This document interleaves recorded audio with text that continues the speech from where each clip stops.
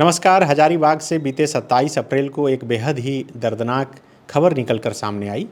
हजारीबाग के दमदहा नदी से एक साथ 3 शव बरामद हुए और उसके बाद पूरे झारखंड में ये चर्चा का विषय हो गया कि आखिर ऐसा क्या हुआ कि एक साथ तीनों जो भाई बहन मौसेरे फुफेरे थे उनका शव नदी से बरामद हुआ है। इस मामले का खुलासा अब तक पुलिस नहीं कर सकी है, लेकिन इस मामले में पुलिस ने सोहेल नाम के एक युवक को गिरफ्तार किया है। सोहेल करमानी, जो बताया जा रहा है कि पेशे से यूट्यूबर है और परिजनों के अनुसार थाना का वह मुखबिर भी है।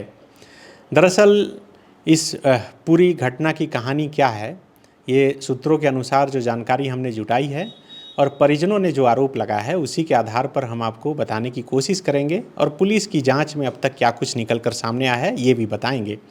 दरअसल 23 अप्रैल को वासिद अली की बेटी खुशी और वासिद अली की भैगनी सानिया परवीन और वासिद अली का भांजा मोहम्मद आदिल दोपहर को खाना खाने के बाद ये टहलने के लिए निकले। बगल में ही आम के पेड़ के पास आम चुनकर खाने के लिए निकले, लेकिन उसके बाद वे लौट कर नहीं आए।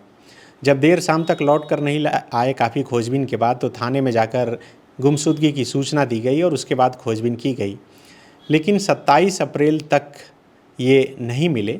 27 अप्रैल के दिन से पहले सोहेल नाम के एक लोकल यूट्यूबर ने इनके ही एक परिजन को फ़ोन करके कहा कि आप 50,000 रुपये दे दीजिए, आपके तीनों बच्चे जो है वो बरामद हो जाएंगे। इस बीच वो एक बाकायदा वीडियो भी लाकर दिखाया कि देखिए दोनों सुरक्षित हैं, भुरकुंडा में वे लोग अभी हैं। बाद में बताया गया कि वे अजमेर की तरफ निकल गए हैं, इसलिए 50,000 रुपया दीजिए, उन्हें 1 घंटा के अंदर सकुशल ला दिया जाएगा। वासिद अली ने जो हजारीबाग के मुफस्सिल थाना में FIR दर्ज किया है, इसमें बताया गया है कि इशरत बानो नाम की एक जो महिला है उससे इनके बेटे वारिस की शादी तय हुई थी, लेकिन इशरत बानो जो है अच्छे कैरेक्टर की महिला नहीं थी, लड़की नहीं थी, इसलिए वो नहीं चाहते थे कि इससे उनके बेटे की शादी हो, क्योंकि जो वासिद अली जो वहाँ मीडिया में उन्होंने बयान दिया है उसके अनुसार उसकी पहले से शादी हो चुकी थी। इसके अलावे जमशेदपुर के रहने वाले एक युवक से उसका संबंध भी था, इसलिए वो चाहते थे कि इनके बेटे से इसका रिश्ता ख़त्म हो जाए। मुझे जो सूत्रों के अनुसार जानकारी मिली है उसके अनुसार ये जो है तरीके से निकाह भी जो है इनके बेटे वारिस और इशरत बानो के बीच हो चुका था और परिवार के लोग चाहते थे कि दोनों अलग हो जाए। जो वासिद अली ने जो बयान दिया है मीडिया में उसके अनुसार दोनों को अलग करने के लिए बाकायदा मुखिया के साथ एक बैठक भी हुई थी और 2.5 लाख रुपए में तय हुआ था कि दोनों को अलग कर दिया जाएगा, लेकिन उसके बाद इशरत बानो जो है वो पलट गई।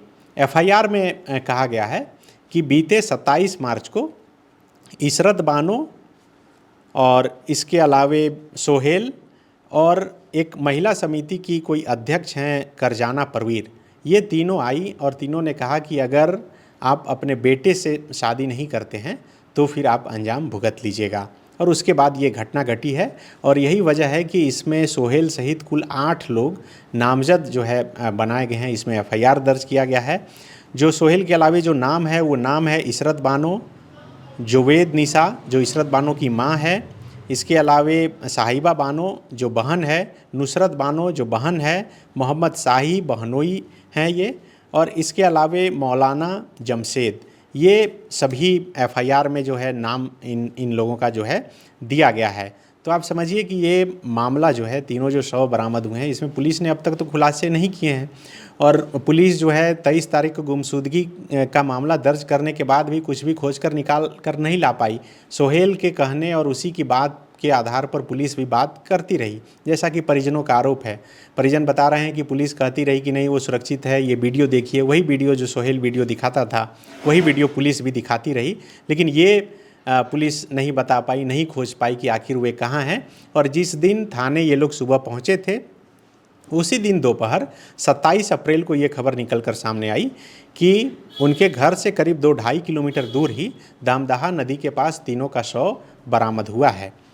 आज दैनिक भास्कर में एक रिपोर्ट छपी है, उसके अनुसार पोस्टमार्टम रिपोर्ट में ये बात निकलकर सामने आई कि उनके पेट में बिरयानी मिला है। तो सवाल ये है कि उस सुनसान जगह पर बिरयानी कहाँ से आया, परिजन ये भी सवाल उठा रहे हैं। जो जानकारी मेरे पास है उसके अनुसार पुलिस इस मामले में डाइटम टेस्ट भी करवा रही है। पोस्टमार्टम का एक अहम हिस्सा होता है। डाइटम टेस्ट वो होता है, आप ऐसे समझिए कि पानी में जब आप देखिएगा कि कोई पानी बहुत दिन से एक जगह स्थिर है तो उसमें हरे रंग का एक घास जैसा जम जाता है, तो उसी पानी का टेस्ट किया जा रहा है और ये जानने की कोशिश की जा रही है कि लीवर के अंदर जो पानी है वो पानी उसी तालाब का है या फिर पानी कहीं और का है। क्योंकि आज जो अखबारों में खबर आई है उससे पढ़ने के बाद यही लगता है कि बिरयानी खिलाया गया और उसके बाद मौत हो जाने के बाद लाकर तालाब में पानी फेंका गया होगा, क्योंकि परिजन कह रहे हैं कि तालाब में पानी 6 इंच से ज़्यादा है ही नहीं और उसमें कोई डूबकर मर ही नहीं सकता है।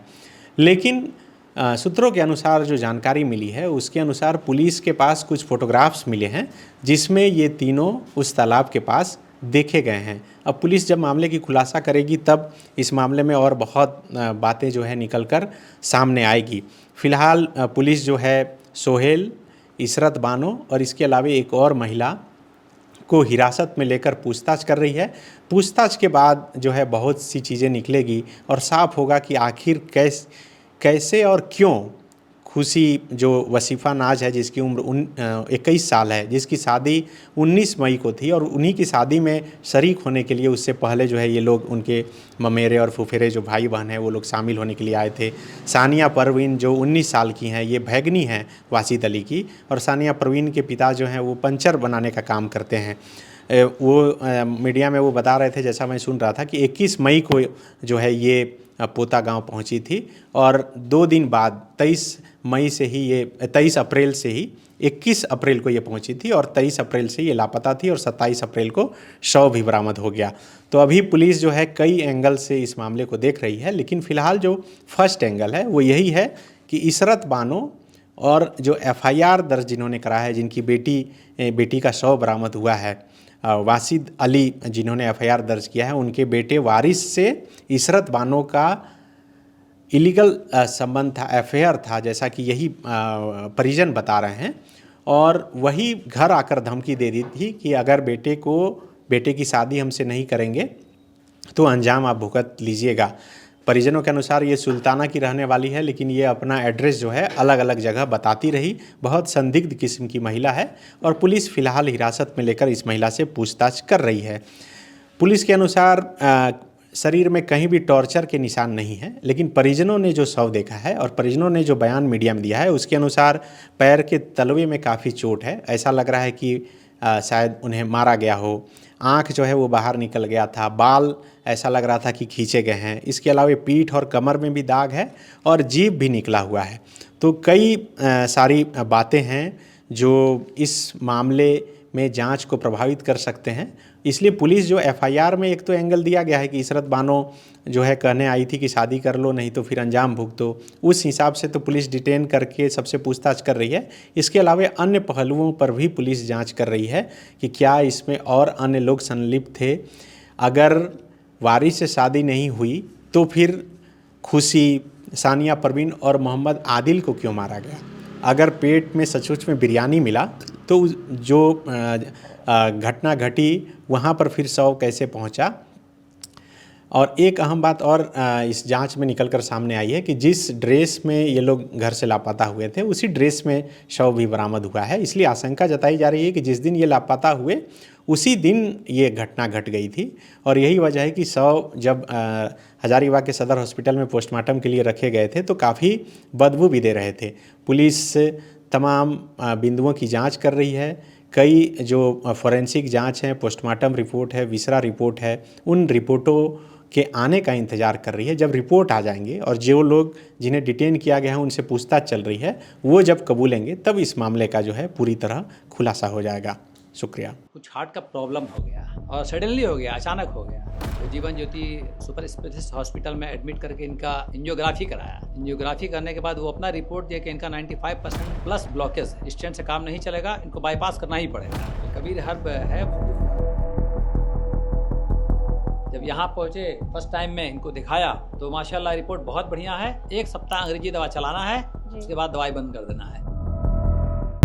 जहां 27 वर्षों के सफर में 17,000 से भी अधिक छात्रों ने डॉक्टर एवं इंजीनियर बनकर भरे सफलता की ऊंची उड़ान। जहां साधारण छात्र भी झारखंड टॉपर्स बनकर बना रहे इतिहास। दूरदर्शी शिक्षाविद श्री विपिन सिंह के मार्गदर्शन में मेडिकल एवं इंजीनियरिंग के लाखों छात्रों के लिए आशा की किरण के रूप में गोल नेशंस लीडिंग इंस्टीट्यूट।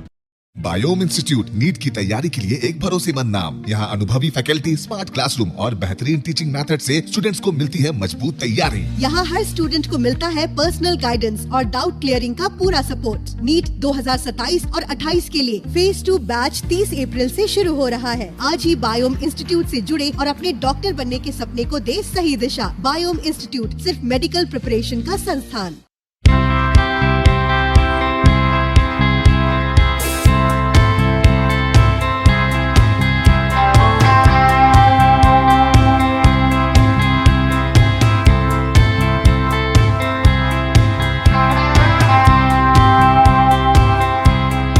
आप भी है देश सेवा के लिए तैयार तो आपका सपना होगा साकार। 10th 12th के बाद एनडीए में जाने का रास्ता रॉ डिफेंस एकेडमी करेगी आसान। और एडमिशन से पहले सभी जरूरी क्राइटेरिया की जांच की जाती है, जैसे height, weight, eye rotation, chest measurement, carrying angle, colour blindness. यहाँ एक्स एंड सर्विंग ऑफिसर्स के गाइडेंस में रेगुलर एसएसबी और वो सब कुछ जो आपके एग्जाम क्रैक करने के लिए जरूरी है। मतलब एडमिशन से पहले ही आपको पता होगा कि कहाँ मेहनत करनी है। तो ज्यादा इंतजार मत कीजिए क्योंकि नए बैच की डेट अनाउंस हो चुकी है और अधिक जानकारी के लिए स्क्रीन पे दिए गए नंबर पर संपर्क करें। प्रतियोगिता परीक्षा की तैयारी का एकमात्र संस्थान NIBM banking, SSC, railway, JPSC परीक्षा की करे तैयारी। जौहरी का भूमिका ये संस्था अदा कर रही है और हीरा चमक रहा है। पूरे NIBM परिवार को मैं तहे दिल से धन्यवाद देती हूँ कि उन्होंने अपने कुम्हार के रोल को बहुत अच्छी तरह से निभाया। मेरा सिलेक्शन IBPS CSM में बैंक ऑफ महाराष्ट्र में हुआ है। करंटली मेरा RRBPO में हुआ है। मेरा सिलेक्शन बैंक ऑफ इंडिया में एज ऑफिसर स्केल 1 हुआ है। मेरा सिलेक्शन इंडियन ओवरसीज बैंक में एज अ PO हुआ है। NIBM झारखंड का एकमात्र संस्थान। TheFollowUp.in Like, share and subscribe. www.